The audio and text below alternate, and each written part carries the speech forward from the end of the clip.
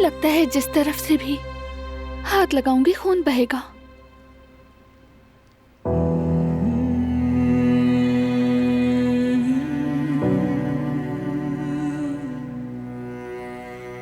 क्या मैं तुम्हें ऐसी कहानी सुनाऊं जो आज तक नहीं सुनाई मैंने?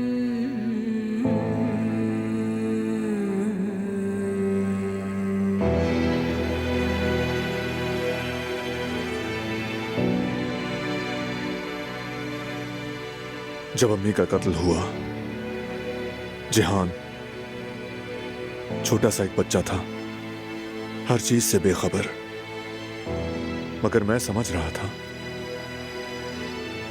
मेरी मां मेरी आंखों के सामने मारी गई थी। मरते वक्त उन्होंने जिहान को मेरे हवाले कर दिया था। इसीलिए मुझे वक्त से पहले बड़ा होना पड़ा। मैं बड़ा हो गया।